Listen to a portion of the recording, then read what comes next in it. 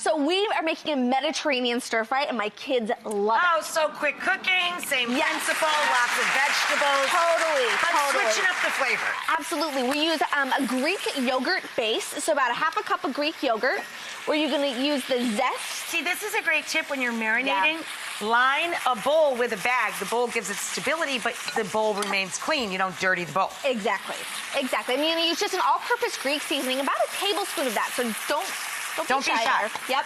And this was just juice of 1 lemon, and we added the zest of 1 lemon as well. And that goes in. We add our chicken, maybe a little bit of chicken and a little pepper. Yep. And this, it can go anywhere from you want to give it at least an hour or 2, but it can go up to overnight as well. And then I'll just mush it around. And throw it in the fridge. That's it. Really good. You can do this with whole chicken breasts as well. I love playing with food. And it's also great with pork tenderloin. This is a really good marinade for pork tenderloin as well. Yeah.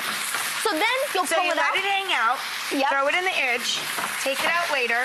Throw it in a pan. So you got some bell peppers in there. We're gonna smells delicious, Kels. Grate a little garlic in there as well. So after you've added peppers and onions, smells great. So easy too. Right? So easy. And then just for the last minute or so, we're gonna toss in some tomatoes. And my kids happen to like olives, but you can leave the olives out. No, salt and fat. That's where it's at. Yes. Isn't that beautiful? Gorgeous. Really pretty. Beautiful colors. Took minutes. Yes. So the last thing we're gonna do, Rach, is we're gonna hit it with a little bit of red wine vinegar, a little more lemon juice, a little acidity, and a little bit of olive oil. Awesome. And then this just goes in, and it kind of creates almost like a little sauce. As if we were doing a stir fry, maybe we'd do some rice wine vinegar, some soy sauce. Oh, that smells beautiful. And it just brightens it up at the end.